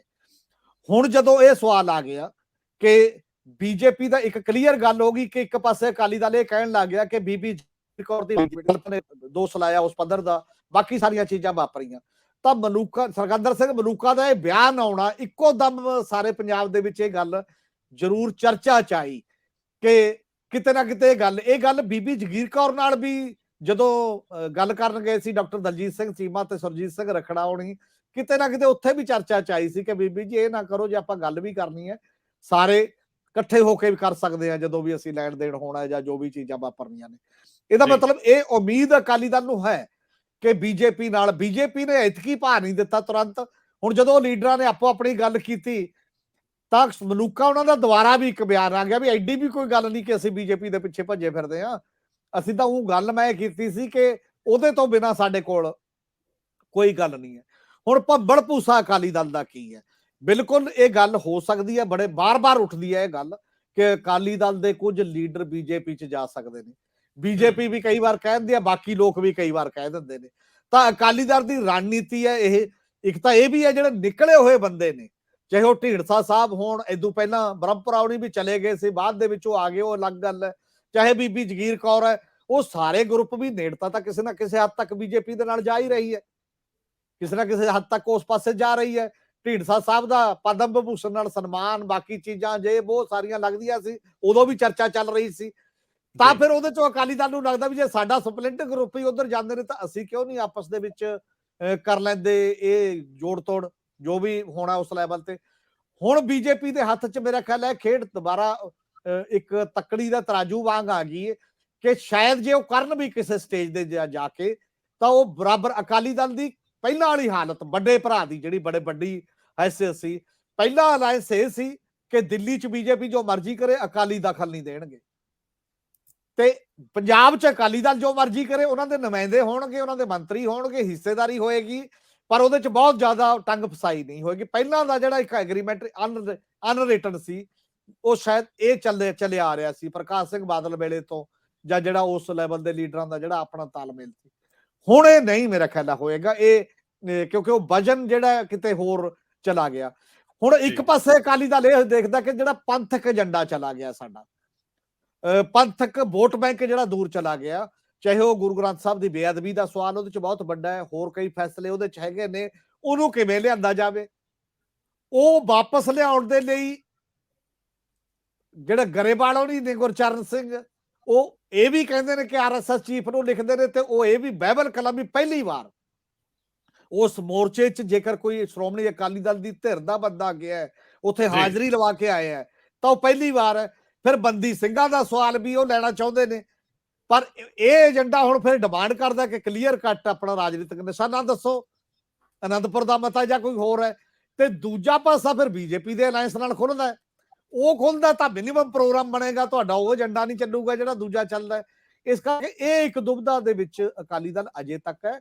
ਅਜੇ ਤੱਕ ਅਕਾਲੀ ਦਲ ਦਾ ਕੋਈ ਡੈਲੀਗੇਟ ਅਜਲਾਸ ਨਹੀਂ ਹੋਇਆ, ਝੂਦਾ ਕਮੇਟੀ ਤੋਂ ਬਾਅਦ ਡਿਮਾਂਡ ਵੀ ਹੈ, ਢਾਂਚਾ ਭੰਗ ਹੋਇਆ ਔਰ ਜਦੋਂ ਵੀ ਉਹ ਕਰਨਗੇ, ਪਹਿਲਾਂ 30 ਨਵੰਬਰ ਤੱਕ ਸੁਖਬੀਰ ਸਿੰਘ ਬਾਦਲ ਨੇ ਕਿਹਾ ਸੀ ਕਿ ਅਸੀਂ ਇਹਨੂੰ ਪੂਰਾ ਕਰ ਲਾਂਗੇ, 30 ਨਹੀਂ ਤਾਂ ਜਦੋਂ ਵੀ ਹੋਏਗਾ ਸਾਰੇ ਲੋਕਾਂ ਦੀਆਂ ਨਜ਼ਰਾਂ ਸ਼੍ਰੋਮਣੀ ਅਕਾਲੀ ਦਲ ਦੇ ਉਸ ਡੈਲੀਗੇਟ ਅਜਲਾਸ 'ਚ ਬਣਾਈ ਰਣਨੀਤੀ ਤੇ ਹੋਣਗੀਆਂ ਕਿ ਉਹ ਕੀ ਏਜੰਡਾ ਤੈਅ ਕਰਦਾ, ਮਤਲਬ ਅਪਰੋਚ ਦੇ ਤੌਰ ਤੇ ਸਿਧਾਂਤਕ ਪੱਖ ਤੋਂ, ਤੇ ਫਿਰ ਪ੍ਰੈਕਟੀਕਲ ਜਿਹੜਾ ਅਲਾਇੰਸ ਦਾ ਜਾਂ ਗੱਠਜੋੜਾਂ ਦਾ ਦੌਰ ਨੂੰ ਉਹ ਕਿੱਧਰ ਲੈ ਕੇ ਜਾਂਦਾ, ਕਿਸ ਤਰੀਕੇ ਨਾਲ ਬਣਦੇ ਨੇ। ਅਜੇ ਉਹਦੀ ਜ਼ਮੀਨ ਜਿਹੜੀ ਹੈ ਖੁੱਸੀ ਹੋਈ, ਉਹਨੂੰ ਤਲਾਸ਼ਣ ਦਾ ਸਵਾਲ ਹੈ ਸਭ ਤੋਂ ਬੜਾ, ਉਹ ਹੋਣ ਦਾ ਜਿਹੜਾ ਕ੍ਰਾਈਸਿਸ ਹੈ ਉਹਨੂੰ ਠੀਕ ਕਰਨ ਦਾ ਸਵਾਲ ਹੈ। ਉਦੋਂ ਬਾਅਦ ਹੀ ਤੁਸੀਂ ਬਾਰਗੇਨਿੰਗ 'ਚ ਪਾਵਰ ਤੁਹਾਡੇ ਕੋਲ ਆਉਂਦੀ ਹੈ, ਨਹੀਂ ਤਾਂ ਉਨੇ ਦੇਰ ਤੁਹਾਡੇ ਕੋਲ ਗੱਲਬਾਤ ਦੀ ਤਾਕਤ ਵੀ ਓਡੀ ਨਹੀਂ ਆਉਂਦੀ ਜਿੰਨਾ ਚਿਰ ਤੁਸੀਂ ਆਪਣੀ ਤਾਕਤ, ਆਪਣੀ ਸਮਰੱਥਾ ਦੁਬਾਰਾ ਖੜੀ ਨਹੀਂ ਕਰ ਲੈਂਦੇ। ਲੇਕਿਨ ਪਹਿਲਾਂ ਨਾਲੋਂ ਹਾਲਾਤ ਇਸ ਕਰਕੇ ਵੀ ਵੱਖਰੇ ਆ ਕਿਉਂਕਿ ਉਦੋਂ ਉਹਨਾਂ ਕੋਲ ਜ਼ਿਆਦਾ ਲੀਡਰਸ਼ਿਪ ਹਿੰਦੂ ਸੀ ਔਰ ਹਿੰਦੂ ਹਲਕਿਆਂ ਤੱਕ, ਸ਼ਹਿਰੀ ਹਲਕਿਆਂ ਤੱਕ ਉਹ ਸੀਮਤ ਸੀਗੇ। ਹੁਣ ਉਹਨਾਂ ਕੋਲ ਮਾਲਵੇ ਤੋਂ ਲੈ ਕੇ ਦੁਆਬੇ ਤੱਕ ਤੇ ਦੁਆਬੇ ਤੋਂ ਲੈ ਕੇ ਮਾਝੇ ਤੱਕ ਵੱਡੇ ਕਦਾਵਰ ਆਗੂ ਆ ਚੁੱਕੇ ਆ। ਜੇ ਤੁਸੀਂ ਮਾਝੇ ਦੇ ਵਿੱਚੋਂ ਹੀ ਦੇਖਣਾ ਹੋਵੇ ਤਾਂ ਬਾਜਵਿਆਂ ਦਾ ਛੋਟਾ ਭਰਾ, ਉਧਰਲੇ ਬੰਨੇ ਜਿਹੜੇ ਸਿਹਤ ਮੰਤਰੀ ਤੋਂ ਲੈ ਕੇ ਔਰ ਕਾਂਗੜ ਤੱਕ ਤੇ ਰਾਣਾ ਗੁਰਮੀਤ ਸੋਢੀ ਤੱਕ ਇੱਕ ਲੰਬੀ ਫਹਿਰਿਸਤ ਆ। ਹੁਣ ਉਹਨਾਂ ਨੂੰ ਲੀਡਰ ਲੱਭਣ ਦੀ ਮੁਸ਼ਕਲ ਇਸ ਵੇਲੇ ਹੈ ਨਹੀਂ ਗੀ। ਇਸ ਕਰਕੇ ਹੁਣ ਛੋਟੇ ਭਰਾ ਵਾਲੀ ਗੱਲ ਤਾਂ ਸ਼ਾਇਦ ਮਲੂਕਾ ਸਾਹਿਬ ਦੀ ਪੂਰੀ ਨਾ ਹੋਵੇ, ਲੇਕਿਨ ਬਰਾਬਰ ਦੀ ਧਿਰ ਵੀ ਹੋਣਾ ਮੈਨੂੰ ਲੱਗਦਾ ਇਹ ਕਾਫੀ ਮੁਸ਼ਕਲ ਹੈ। ਉਹਨਾਂ ਨੂੰ ਲੜਨਾ, ਉਹ ਕਾਂਗਰਸ ਵਾਲੀ ਜਗ੍ਹਾ ਲੈਣਾ ਚਾਹ ਰਿਹਾ, ਜੋ ਮੈਨੂੰ ਲੱਗ ਰਿਹਾ ਕਿ ਜੇ ਕਾਂਗਰਸ ਇੱਕ ਕੇਂਦਰ ਤੋਂ ਚੱਲਣ ਵਾਲੀ ਸੰਚਾਲਿਤ ਪਾਰਟੀ ਹੋ ਕੇ ਕਰ ਸਕਦੀ ਹੈ ਤੇ ਅਸੀਂ ਤਾਂ ਕੋਈ ਦਰਬਾਰ ਸਾਹਿਬ ਦੇ ਹਮਲੇ ਜਾਂ ਦਿੱਲੀ ਵਰਗੇ ਕਤਲੇਆਮ ਵਰਗਾ ਵੀ ਸਾਡੇ ਤੇ ਦੋਸ਼ ਕੋਈ ਨਹੀਂ। ਇਸ ਕਰਕੇ ਇਹ ਚੀਜ਼ਾਂ ਨੂੰ ਐਡਰੈਸ ਕਰਨ ਲਈ ਉਹ ਲਗਾਤਾਰ ਕੋਸ਼ਿਸ਼ ਕਰ ਰਹੇ ਆ। ਪ੍ਰਧਾਨ ਮੰਤਰੀ ਵੀ ਸਿੱਖਾਂ ਨਾਲ ਨੇੜਤਾ ਜ਼ਾਹਰ ਕਰਦੇ ਰਹਿੰਦੇ ਆ, ਸਿੱਖਾਂ ਨੂੰ ਬੁਲਾ ਕੇ ਖਾਣੇ ਤੇ ਆਪਣੇ ਘਰ ਬੁਲਾ ਕੇ ਦਸਤਾਰ ਪਹਿਨ ਕੇ, ਉਹ ਕਈ ਵਾਰੀ ਸੰਕੇਤ ਦੇ ਚੁੱਕੇ ਆ। ਔਰ ਖਾਸ ਤੌਰ ਤੇ ਹੁਣ ਜਿਹੜਾ ਰੋਪਵੇ ਹੇਮਕੁੰਟ ਸਾਹਿਬ ਲਈ, ਉਸ ਤੋਂ ਪਹਿਲਾਂ ਕਰਤਾਰਪੁਰ ਸਾਹਿਬ ਦਾ ਲਾਂਘਾ, 550ਵੇਂ ਸਾਲ ਦੇ ਮੌਕੇ ਤੇ ਕਈ ਘੋਸ਼ਣਾਵਾਂ, ਬਾਲ ਦਿਵਸ ਦੀ ਗੱਲ, ਇਹ ਸਾਰੀਆਂ ਗੱਲਾਂ ਪ੍ਰਧਾਨ ਮੰਤਰੀ ਮੇਰਾ ਖਿਆਲ ਹੈ ਕਿ ਉਹ 2024 ਤੇ 2027 ਨੂੰ ਸੀਰੀਅਸਲੀ ਲੈ ਰਹੇ ਨੇ। ਅਕਾਲੀ ਦਲ ਲਈ 50-50 ਦੀ ਗੇਮ ਵੀ ਟਫ ਲੱਗਦੀ ਆ, ਲੇਕਿਨ ਅਜੇ ਅੰਦਰਲੇ ਸੰਕਟ ਉਹਨਾਂ ਨੇ ਐਡਰੈਸ ਕਰਨੇ ਆ। ਪਰ ਵੈਸੇ ਬਾਦਲ ਸਾਹਿਬ ਨਾਲ ਕਿਸੇ ਵੇਲੇ ਕਾਫੀ ਨੇੜਤਾ 'ਚ ਰਹਿਣ ਵਾਲੇ ਅਰੁਣ ਗੋਇਲ IAS, ਜਿਹੜੇ ਕਿ 85 ਬੈਚ ਦੇ ਨੇ ਸ਼ਾਇਦ, ਜੇ ਮੈਂ ਗਲਤ ਨਹੀਂ, ਉਹਨਾਂ ਦਾ ਭਾਰਤ ਦੇ ਚੋਣ ਕਮਿਸ਼ਨਰ ਵਜੋਂ ਚੁਣੇ ਜਾਣਾ 5 ਸਾਲ ਤਾਂ ਇਹਦਾ ਮਤਲਬ ਹੈ ਕਿ ਉਹਨਾਂ ਨੂੰ ਕੋਈ ਹਿਲਾ ਨਹੀਂ ਸਕਦਾ, ਤੇ 5 ਸਾਲਾਂ ਦੇ ਵਿੱਚ ਅੱਗੇ ਜਾ ਕੇ ਮੁੱਖ ਚੋਣ ਕਮਿਸ਼ਨਰ ਬਣਨ ਦੇ ਉਹਨਾਂ ਦੇ ਕਿੰਨੇ ਕੁ ਮੌਕੇ ਆ। ਔਰ ਇਹਦੇ ਨਾਲ ਨਾਲ ਉਹ ਪੰਜਾਬ ਦੀ 2027 ਦੀ ਇਲੈਕਸ਼ਨ ਜੇ ਮੁੱਖ ਚੋਣ ਕਮਿਸ਼ਨਰ ਵਜੋਂ ਕਰਾਉਂਦੇ ਆ, ਇਹ ਵੀ ਪਰਿਸਥਿਤੀਆਂ ਬਣਦੀਆਂ ਨੇ। ਵੈਸੇ ਤਾਂ ਪੰਜਾਬ ਲਈ ਇਹ ਮਾਣ ਸਨਮਾਨ ਦੀ ਗੱਲ ਆ ਕਿ ਇਸ ਕੇਡਰ ਦੇ ਵਿੱਚੋਂ ਕੋਈ ਏਡੇ ਵੱਡੇ ਅਹੁਦੇ ਤੇ ਪਹੁੰਚਦਾ। ਡਾਕਟਰ ਮਨੋਹਰ ਸਿੰਘ ਗਿੱਲ ਨੇ ਦਸਤਾਰ ਦਾ ਮਾਣ ਤਾਣ ਵਧਾਇਆ ਸੀ ਉੱਥੇ ਜਾ ਕੇ, ਤੇ ਹੁਣ ਅਰੁਣ ਗੋਇਲ ਸਾਹਿਬ ਜਾ ਰਹੇ ਆ। ਵੈਸੇ ਟਿੱਪਣੀ ਦਿਓ ਸਰਦਾਰ ਹਮੀਰ ਸਿੰਘ ਜੀ, ਤੁਸੀਂ ਕਿਵੇਂ ਦੇਖ ਰਹੇ ਹੋ ਸਾਰੇ ਮਾਮਲਿਆਂ ਨੂੰ? ਬਿਊਰੋਕ੍ਰੇਸੀ ਦੇ ਵਿੱਚ ਤਾਂ ਅਰੁਣ ਗੋਇਲ ਦੀ ਜਿਹੜੀ ਸਮਰੱਥਾ ਹੈ ਔਰ ਉਹਨਾਂ ਦੀ ਰਾਜਨੀਤਿਕ ਲੋਕਾਂ ਦੇ ਨੇੜੇ ਪਹੁੰਚ ਕੇ ਸਾਂਝ ਬਣਾਉਣ ਤੋਂ ਲੈ ਕੇ ਉਹਦੇ ਉੱਤੇ ਕਾਫੀ ਚਰਚਾ ਚੱਲਦੀ ਹੈ। ਅਰੁਣ ਗੋਇਲ ਇਲੈਕਸ਼ਨ ਕਮਿਸ਼ਨਰ ਬਣੇ ਨੇ ਪੰਜਾਬ ਤੋਂ ਦੂਜੇ ਇਲੈਕਸ਼ਨ ਕਮਿਸ਼ਨਰ ਨੇ। ਪਹਿਲਾਂ chief election commissioner doctor Manohar Singh Gill ਸੀਗੇ, ਤੇ ਦੂਜੇ ਇਹਨਾਂ ਦੇ ਬਣਨ ਦੇ ਚਾਂਸ ਨੇ, ਮਤਲਬ ਚੀਫ ਇਲੈਕਟੋਰਲ ਅਫਸਰ ਵੀ ਬਣਨ ਦੇ ਚਾਂਸ ਨੇ। ਕਾਰਨ ਇਹ ਹੈ ਕਿਉਂਕਿ ਜਿਹੜੇ ਬੰਦੇ ਹੁਣ ਵੀ ਨੇ ਵੱਖ-ਵੱਖ ਏਜੰਸੀਆਂ ਦੇ ਹੈੱਡ ਨੇ, ਵੱਖ-ਵੱਖ ਕਿਤੇ ਜਾ ਕੇ, ਉਹ ਸਾਰਿਆਂ ਨੂੰ ਐਕਸਟੈਂਸ਼ਨ ਮਿਲੀ ਹੋਈ ਹੈ। ਜਿਹੜੇ ਚੀਫ ਇਲੈਕਟੋਰਲ ਅਧਿਕਾਰੀ ਨੇ ਹੁਣ ਕਮਿਸ਼ਨਰ ਨੇ, ਉਹ 25 ਚ ਰਿਟਾਇਰ ਹੋਣ ਵਾਲੇ ਨੇ, ਤੇ 25 ਤੋਂ ਬਾਅਦ ਇਹ ਬਣ ਸਕਦੇ ਨੇ ਮਤਲਬ ਚੀਫ ਇਲੈਕਟੋਰਲ ਕਮਿਸ਼ਨਰ। ਤੇ ਇਹਦਾ ਮਤਲਬ ਇਹ ਹੈ ਕਿ ਇਸੇ ਲਈ ਇਹ ਗੱਲ ਹੈ ਕਿ ਪੰਜਾਬ ਦੇ 70 ਸਾਲਾਂ ਚ ਦੋ ਹੀ ਬਣ, ਦੂਜਾ ਇਹਨਾਂ ਦਾ ਹੋਊਗਾ, ਪਹਿਲਾਂ ਮਨੋਹਰ ਸਿੰਘ ਗਿੱਲ ਦਾ ਸੀ। ਤੇ ਹੁਣ ਸਭ ਤੋਂ ਬੜਾ ਕੁਐਸਚਨ ਇਹ ਵੀ ਹੈ ਕਿ 27 ਦੇ ਵਿੱਚ ਜਿਹੜੀ ਪੈਂਡਿੰਗ ਹੈ ਵਿਧਾਨ ਸਭਾ ਦੀ ਇਲੈਕਸ਼ਨ ਹੋਏਗੀ ਪੰਜਾਬ ਦੀ, ਤੇ 27 ਦੀ ਇਲੈਕਸ਼ਨ ਕੀ ਗੋਇਲ ਸਾਹਿਬ ਕਰਾਉਣਗੇ ਚੀਫ ਇਲੈਕਟੋਰਲ ਕਮਿਸ਼ਨਰ ਬਣ ਕੇ? ਤੇ ਪਿਛੋਕੜ ਦੇ ਤੌਰ ਤੇ ਕਿਹਾ ਜਾ ਰਿਹਾ ਕਿ ਉਹ ਬਹੁਤ ਜ਼ਿਆਦਾ ਨੇੜੇ ਰਹੇ ਨੇ ਬਾਦਲ ਸਾਹਿਬ ਦੇ ਵੀ, ਔਰ ਲੁਧਿਆਣੇ ਡਿਪਟੀ ਕਮਿਸ਼ਨਰ ਰਹੇ ਨੇ। ਕਾਫੀ ਚਰਚਾ ਸੀ, ਲੋਕ ਇੱਥੋਂ ਤੱਕ ਕਹਿੰਦੇ ਸੀ ਕਿ ਬਾਦਲ ਸਾਹਿਬ ਨਾਲ ਬਹੁਤ ਪਰਿਵਾਰਕ ਰਿਸ਼ਤਾ ਹੈ, ਕਿਉਂਕਿ ਇਹਨਾਂ ਦੇ ਰਿਸ਼ਤੇਦਾਰ ਜਿਹੜੇ ਨੇ, ਜਿੱਥੇ ਇਹਨਾਂ ਦਾ ਸੰਬੰਧ ਹੈ, ਉਹ ਬਾਦਲ ਸਾਹਿਬ ਦੇ ਨਾਲ ਕਾਫੀ ਜ਼ਿਆਦਾ ਨੇੜੇ ਦਾ ਮਤਲਬ ਰਿਸ਼ਤਾ ਹੈ, ਸੰਬੰਧ ਹੈ, ਉਸ ਪੱਧਰ ਦੇ ਉੱਤੇ ਚੱਲਦਾ ਸੀ ਉਦੋਂ। ਕਿਉਂਕਿ ਬੀਜੇਪੀ ਅਕਾਲੀ ਇਕੱਠੀ ਹੋ ਸਰਕਾਰ ਸੀ, ਪ੍ਰਾਈਮ ਪੋਸਟਾਂ ਤੇ ਰਹੇ, ਇਰੀਗੇਸ਼ਨ ਡਿਪਾਰਟਮੈਂਟ ਦੇ ਵਿੱਚ ਵੀ ਰਹੇ, ਵੱਖ-ਵੱਖ ਹੋਰ ਜਿਹੜੇ ਡਿਪਾਰਟਮੈਂਟ ਸੀਗੇ। ਔਰ ਫਿਰ ਹੁਣ ਕਾਫੀ ਦੇਰ ਤੋਂ, ਲਗਭਗ 8-10 ਸਾਲ ਤੋਂ ਦਿੱਲੀ ਦੇ ਵਿੱਚ ਹੀ ਨੇ, ਔਰ ਲਗਾਤਾਰ ਇਹਨਾਂ ਦਾ ਸੰਪਰਕ ਸੱਤਾ ਦੇ ਉਸ ਜਿਹੜੇ ਸਰਵਉੱਚ ਕੇਂਦਰ ਨੇ ਉਹਨਾਂ ਨਾਲ ਰਹੇ ਨੇ। ਔਰ 27 ਦੀ ਇਲੈਕਸ਼ਨ 'ਚ ਜੇਕਰ ਹੁੰਦਾ ਹੈ ਤਾਂ ਚੀਫ ਇਲੈਕਟੋਰਲ ਕਮਿਸ਼ਨਰ ਦਾ ਕਾਫੀ ਰੋਲ ਹੁੰਦਾ, ਭੂਮਿਕਾਵਾਂ ਹੁੰਦੀਆਂ ਨੇ। ਜਿਵੇਂ ਕਿਹਾ ਜਾਂਦਾ ਅੱਜ ਕੱਲ ਦਾ ਜਿਹੜਾ ਇਲੈਕਸ਼ਨ ਕਮਿਸ਼ਨ ਹੈ, ਉਹਦੇ ਤੇ ਇਹ ਥੋੜੇ ਇਲਜ਼ਾਮ ਵੀ ਲੱਗਦੇ ਨੇ ਵੀ ਉਹ ਕਾਫੀ ਜ਼ਿਆਦਾ ਸੈਂਟਰਲ ਗਵਰਨਮੈਂਟ ਦੇ ਮੁਤਾਬਕ ਫੈਸਲੇ ਲੈ ਰਹੇ ਨੇ, ਔਰ ਡੇਟਾਂ ਘੱਟੋ ਘੱਟ ਡੇਟ ਕਿਹਦੀ ਕਿਵੇਂ ਕਰਨੀ ਹੈ, ਉਹਦੇ ਮੁਤਾਬਕ ਕਰ ਦੋ, ਅੱਗੇ ਕਰਨੀ ਹੈ, ਪਿੱਛੇ ਕਰਨੀ ਹੈ, ਇਹ ਸਾਰੇ ਮਾਮਲਿਆਂ ਦੇ ਵਿੱਚ। ਔਰ ਉਹ ਕੀ ਰੋਲ ਹੋਏਗਾ ਇਹ ਤਾਂ ਹੁਣ ਕਈ ਵਾਰ ਵਿਅਕਤੀ ਦਾ ਆਉਣ ਤੋਂ ਬਾਅਦ ਪਤਾ ਲੱਗਦਾ, ਪਰ ਇਹ ਸਾਰੇ ਚਰਚਾ ਦੇ ਮੁੱਦੇ ਜ਼ਰੂਰ ਨੇ ਜਦੋਂ ਤੋਂ ਉਹ ਬਣੇ ਨੇ ਆਪਸ ਦੇ ਵਿੱਚ, ਕਿਉਂਕਿ ਚੋਣ ਕਿਸੇ ਵੀ ਸਿਆਸਤਦਾਨ ਲਈ ਬਹੁਤ ਇੰਪੋਰਟੈਂਟ ਚੀਜ਼ ਹੁੰਦੀ ਹੈ, ਔਰ ਉਹਦਾ ਰੈਫਰੀ ਵੀ ਉਦੋਂ ਘੱਟ ਇੰਪੋਰਟੈਂਟ, ਉਦੋਂ ਘੱਟ ਮਹੱਤਵਪੂਰਨ ਨਹੀਂ ਹੁੰਦਾ ਜਦੋਂ ਜਿਹੜਾ ਮੈਚ ਖਿਡਾ ਰਿਹਾ ਹੁੰਦਾ ਇਸ ਲੈਵਲ ਦਾ ਡੈਮੋਕ੍ਰੇਸੀ ਦਾ। ਔਰ ਪੰਜਾਬ ਨੂੰ ਇੱਕ ਲੈਵਲ ਦਾ ਉਹਨਾਂ ਨੂੰ ਵੈਲਕਮ ਵੀ ਕਰਨਾ ਚਾਹੀਦਾ, ਤੇ ਨਾਲ ਉਹਨਾਂ ਦੀ ਜਿਹੜੀ ਕਾਰਗੁਜ਼ਾਰੀ ਹੈ ਤੇ ਉਹ ਵੀ 5 ਸਾਲਾਂ ਦੇ ਵਿੱਚ ਜਿਹੜੀ ਉਹਦੇ ਤੇ ਨਜ਼ਰ ਰਹੇਗੀ। ਬੀਬੀ ਰਜਿੰਦਰ ਕੌਰ ਭੱਠਲ ਬਤੌਰ ਮੁੱਖ ਮੰਤਰੀ ਜਦੋਂ ਕੰਮ ਕਰ ਰਹੇ ਸੀ ਤੇ ਅਚਨਚੇਤ ਇਲੈਕਸ਼ਨ ਅਨਾਉਂਸ ਹੋ ਜਾਂਦੀ, ਉਹਨਾਂ ਨੇ ਅਜੇ ਤੱਕ ਉਹਨਾਂ ਦਾ ਗਿਲਾ ਹੈ ਵੀ ਡਾਕਟਰ ਮਨੋਹਰ ਸਿੰਘ ਗਿੱਲ ਨੇ ਮੁੱਖ ਚੋਣ ਅਧਿਕਾਰੀ ਵਜੋਂ ਬਾਦਲਾਂ ਨੂੰ ਫਾਇਦਾ ਪਹੁੰਚਾਉਣ ਲਈ ਛੇਤੀ ਡੇਟਸ ਐਲਾਨ ਕਰਤੀਆਂ ਸੀ। ਤੋ ਇਸ ਕਰਕੇ ਮੁੱਖ ਚੋਣ ਕਮਿਸ਼ਨਰ ਕੀ ਹੁੰਦਾ ਹੈ ਤੇ ਉਹਨਾਂ ਨੂੰ ਪਤਾ ਨਾ, ਜਿਨ੍ਹਾਂ ਦੇ ਕਦੇ ਇਹ ਤਕਲੀਫਾਂ ਹੰਡਾਈਆਂ ਹੋਣ। ਬੀਬੀ ਭੱਠਲ ਨੂੰ ਪੁੱਛਿਆ ਜਾ ਸਕਦਾ ਵੀ ਕਿਸੇ ਖਾਸ ਖਿੱਤੇ ਨਾਲ ਜੁੜੇ ਕਿਸੇ ਬਹੁਤ ਵੱਡੇ ਅਫਸਰ ਦੇ ਕੀ ਅਰਥ ਹੋ ਸਕਦੇ ਆ। ਖੈਰ, ਨਿਰਪੱਖਤਾ ਦੀ ਉਮੀਦ ਤਾਂ ਕੀਤੀ ਜਾਂਦੀ ਹੈ। ਆਖਰੀ ਗੱਲ ਕਰਦੇ ਆ ਜੀ ਹਮੀਰ ਸਿੰਘ ਜੀ, ਇਹ ਇਲੈਕਟੋਰਲ ਬੌਂਡ ਦਾ ਕੀ ਪੰਗਾ ਪੈ ਗਿਆ? ਸਰਕਾਰ ਨੇ ਕੋਈ 15 ਦਿਨ ਹੋਰ ਵਧਾਤੇ ਵੀ ਕੋਈ ਖਰੀਦ ਸਕਦਾ, ਪਾਰਟੀਆਂ ਨੂੰ ਫੰਡ ਦੇ ਸਕਦਾ, ਕਾਫੀ ਰੌਲਾ ਪਿਆ, RTI 'ਚ ਇਨਫੋਰਮੇਸ਼ਨ ਆਈ ਆ। ਇਹ ਦਰਅਸਲ ਮਾਜਰਾ ਹੈ ਕੀ ਆ? ਅਸਲ ਦੇ ਵਿੱਚ ਇਲੈਕਟੋਰਲ ਬੌਂਡ ਦਾ ਮਾਮਲਾ ਇਹ ਹੈ ਕਿ ਸਾਡੀਆਂ ਪਾਰਟੀਆਂ ਨੇ ਫੰਡਿੰਗ ਜਿਹੜੀ ਲੈਣੀ ਹੈ ਵੱਖ-ਵੱਖ ਲੋਕਾਂ ਤੋਂ, ਚਾਹੇ ਉਹ ਸੰਸਥਾਵਾਂ ਹੋਣ, ਚਾਹੇ ਉਹ ਕਾਰਪੋਰੇਟ ਘਰਾਣੇ ਹੋਣ ਜਾਂ ਕੋਈ ਨਿੱਜੀ ਵਿਅਕਤੀ ਵੀ ਹੋਣ, ਸੰਸਥਾਵਾਂ ਦੇ ਵਿੱਚ ਜਿਹੜੇ ਲੈਣੇ ਨੇ, ਉਹ ਇੱਕ ਤਰੀਕਾਕਾਰ ਬਣਾਇਆ। 2018 ਚ ਇੱਕ ਸਕੀਮ ਬਣਾਈ ਜਿਹੜੀ reserve bank of India the act ਹੈ 1934 ਉਹਦੇ ਮੁਤਾਬਕ ਹੈ, ਉਹਦੀ ਦਿਸ਼ਾ ਦੇ ਵਿੱਚ ਹੈ, ਉਹਦਾ ਸੈਕਸ਼ਨ 31 ਹੈ, ਇਹ ਨੋਟੀਫਿਕੇਸ਼ਨ ਹੋਇਆ ਹੋਇਆ। ਉਹਦੇ ਤਹਿਤ ਕੀ ਹੁੰਦਾ ਹੈ, ਉਹਦੇ ਤਹਿਤ ਇਹ ਹੈ ਵੀ ਕੋਈ ਵੀ ਕੰਪਨੀ ਕਹਿੰਦੀ ਹੈ ਵੀ ਅਸੀਂ ਤੁਹਾਡੀ ਪਾਰਟੀ ਤੋਂ ਇੰਨੇ ਲੱਖ ਦੇ, ਇੰਨੇ ਕਰੋੜ ਦੇ, ਇੰਨੇ ਪੈਸੇ ਦੇ ਬੌਂਡ ਖਰੀਦ ਲੈਂਦੇ ਆ ਤੇ ਤੁਸੀਂ ਬੌਂਡ ਇਸ਼ੂ ਕਰ ਦਿਓ। ਤੇ ਉਹ ਬੌਂਡ ਕੀ ਨੇ, ਉਹਦਾ ਇੱਕ ਸਮਾਂ ਨਿਸ਼ਚਿਤ ਕੀਤਾ ਗਿਆ। ਉਹਦਾ ਸਮਾਂ ਨਿਸ਼ਚਿਤ ਕੀਤਾ ਗਿਆ ਜਨਵਰੀ ਦੇ, ਕਿਸੇ ਵੀ ਸਾਲ ਦਾ ਜਨਵਰੀ ਮਹੀਨਾ ਸ਼ੁਰੂ ਹੁੰਦਾ ਉਹਦੇ ਪਹਿਲੇ 10 ਦਿਨ, ਉਦੋਂ ਬਾਅਦ ਫਿਰ ਅਪ੍ਰੈਲ ਦੇ 10 ਦਿਨ, ਉਦੋਂ ਬਾਅਦ ਫਿਰ ਜੁਲਾਈ ਦੇ 10 ਦਿਨ, ਉਦੋਂ ਬਾਅਦ ਫਿਰ ਅਕਤੂਬਰ ਦੇ 10 ਦਿਨ। ਇਹੀ 40 ਦਿਨਾਂ ਦੇ ਵਿੱਚ ਤੁਸੀਂ ਬੌਂਡ ਕੋਈ ਵੀ ਕੰਪਨੀ ਜਾਂ ਪਾਰਟੀ ਚੰਦਾ ਲੈ ਸਕਦੀ ਹੈ ਜਾਂ ਆਪਣੇ ਬੌਂਡ ਵੇਚ ਕੇ ਮਤਲਬ ਉਹਦੇ ਤੋਂ ਕੰਪਨੀਆਂ ਉਹਨੂੰ ਚੰਦਾ ਦੇ ਸਕਦੀਆਂ ਨੇ। ਇਹ ਉਹਦਾ ਐਕਟ ਹੁਣ ਤੱਕ ਸੀ। ਲੋਕ ਸਭਾ ਦੀਆਂ ਚੋਣਾਂ ਤੱਕ ਉਹਨਾਂ ਨੇ ਇੱਕ ਉਸੇ ਸਕੀਮ ਦੇ ਵਿੱਚ ਇਹ ਕੇਂਦਰ ਦੀ ਸਰਕਾਰ ਨੂੰ ਇਹ ਰਿਆਇਤ ਦਿੱਤੀ ਹੋਈ ਸੀ ਕਿ ਤੁਸੀਂ 30 ਦਿਨ ਹੋਰ ਇਹਦੇ ਵਿੱਚ ਇੱਧਰ ਉੱਧਰ ਆਪਣੇ ਢੰਗ ਨਾਲ ਅੱਗੇ ਪਿੱਛੇ ਕਰ ਸਕਦੇ ਹੋ ਕਿ ਜੇ ਬੌਂਡ ਵੇਚਣੇ ਹੋਣ ਤੁਸੀਂ।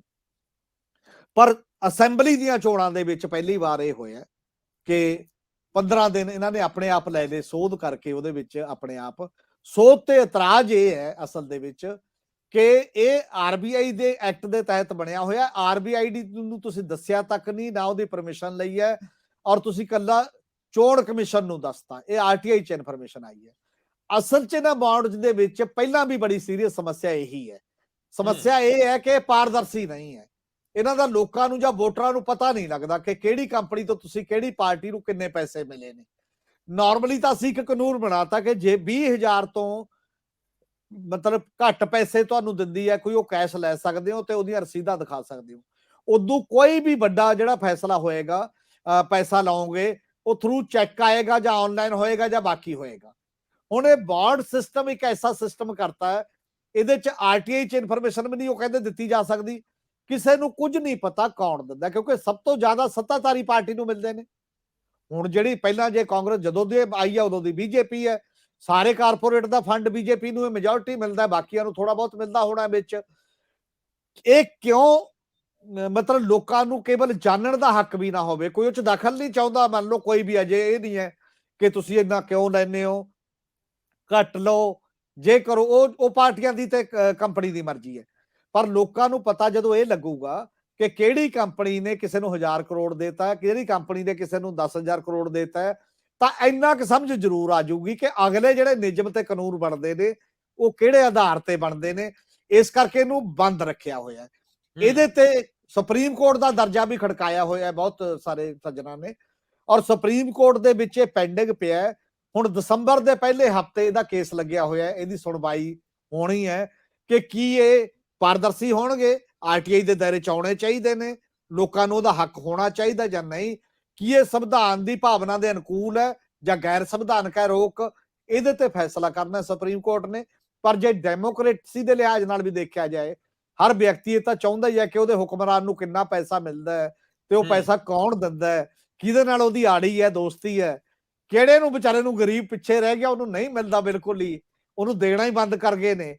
ਇਹ ਬਹੁਤ ਬੜਾ ਕੁਐਸਚਨ ਹੈ। ਇਹ ਹਰ ਵੋਟਰ ਦੇ, ਹਰ ਬੰਦੇ ਦੇ ਜ਼ਿੰਦਗੀ ਨਾਲ ਜੁੜੇ ਹੋਏ ਸਵਾਲ ਨੇ ਕਿ ਕੀ ਕਾਰਪੋਰੇਟ ਤੇ ਪਾਰਟੀਆਂ ਦਾ ਗੱਠਜੋੜ ਤਾਂ ਨਹੀਂ ਹੋ ਰਿਹਾ ਕਿਸੇ ਐਸੇ ਤਰੀਕੇ ਦੇ ਨਾਲ। ਜੇ ਉਹ ਹੋ ਰਿਹਾ ਤਾਂ ਉਹ ਦੁਨੀਆ ਦੇ ਵਿੱਚ ਵੀ ਲੋਕ ਪੈਸੇ ਲੈਂਦੇ ਨੇ, ਪਾਰਟੀਆਂ ਕਾਰਪੋਰੇਟ ਤੋਂ ਲੈਂਦੀਆਂ ਨੇ, ਔਰ ਸਾਰਿਆਂ ਨੂੰ ਪਤਾ ਹੈ। ਬਲਕਿ ਉਹ ਆਪ ਪਾਉਂਦੇ ਨੇ ਇੰਟਰਨੈਟ ਤੇ ਕਿ ਫਲਾਨੀ ਪਾਰਟੀ ਨੂੰ ਇੰਨਾ ਚੰਦਾ ਦਿੱਤਾ, ਪਾਰਟੀ ਵੀ ਪਾਉਂਦੀ ਹੈ ਕਿ ਸਾਨੂੰ ਇੰਨਾ ਚੰਦਾ ਫਲਾਣੇ ਤੋਂ ਮਿਲਿਆ। ਤਾਂ ਸਾਡੇ ਦੇਸ਼ 'ਚ ਵੀ, ਜਿਹਨੂੰ ਅਸੀਂ ਸਮਝਦਾ ਦੁਨੀਆ ਦੀ ਸਭ ਤੋਂ ਵੱਡੀ ਡੈਮੋਕ੍ਰੇਸੀ ਵਜੋਂ ਪੇਸ਼ ਕਰ ਰਹੇ ਹਾਂ, ਸਭ ਤੋਂ ਬੜਾ ਲੋਕਤੰਤਰ ਹੈ, ਤਾਂ ਪਾਰਦਰਸ਼ਤਾ ਦੀ ਤਾਂ ਡਿਮਾਂਡ ਕਰਨੀ ਕੋਈ ਗਲਤ ਗੱਲ ਨਹੀਂ ਨਾ, ਇੰਨੀ ਤਾਂ ਹੋਣੀ ਓ ਚਾਹੀਦੀ ਹੈ।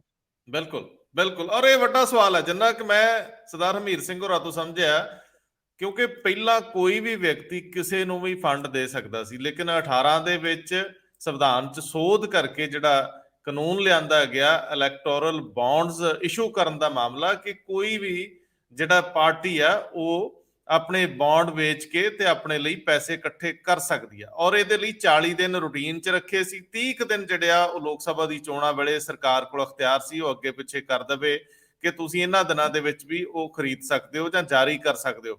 ਲੇਕਿਨ ਜਿਹੜੀਆਂ ਕੰਪਨੀਆਂ ਕਿਸੇ ਨੂੰ ਪੈਸਾ ਦੇ ਰਹੀਆਂ ਨੇ ਉਹਨਾਂ ਨੂੰ ਆਰਟੀਆਈ ਦੇ ਤਹਿਤ ਜਾਂ ਹੋਰ ਕਿਸੇ ਵੀ ਸੂਚਨਾ ਤੋਂ ਆਮ ਬੰਦੇ ਨੂੰ ਮਹਿਰੂਮ ਰੱਖਿਆ ਗਿਆ, ਜਿਹੜੀ ਮੈਂ ਗੱਲ ਸਮਝ ਸਕਿਆ। ਔਰ ਜੇ ਇਨਫੋਰਮੇਸ਼ਨ ਹੀ ਹੈ ਨਹੀਂ, ਇਹਨੂੰ ਕਾਨੂੰਨ ਬਣਾਉਣ ਲੱਗਿਆ ਬੜਾ ਸੋਚ ਸਮਝ ਕੇ ਕੀਤਾ ਗਿਆ। ਜੇ ਪਤਾ ਲੱਗੇ ਕਿ ਫਲਾਣੇ ਬੰਦੇ ਨੇ ਸਰਕਾਰ ਨੂੰ ਪੈਸੇ ਦਿੱਤੇ 1000 ਕਰੋੜ ਤੇ ਕੱਲ ਨੂੰ ਸਰਕਾਰ ਉਹਦੀ ਕੰਪਨੀ ਨੂੰ ਧਿਆਨ ਚ ਰੱਖ ਕੇ ਨਵੀਂ ਪਾਲਿਸੀ ਬਣਾ ਦੇ, ਤੇ ਫਿਰ ਤਾਂ ਇਹ ਕਰਪਸ਼ਨ ਹੋ ਗਈ ਨਾ। ਸੋ ਮਾਮਲੇ ਬੜੇ ਛੁਪ ਛੁਪਾ ਨਾਲ ਚੱਲਦੇ ਆ। ਬਹੁਤ ਮਿਹਰਬਾਨੀ। ਸ਼ੁਕਰੀਆ ਜੀ।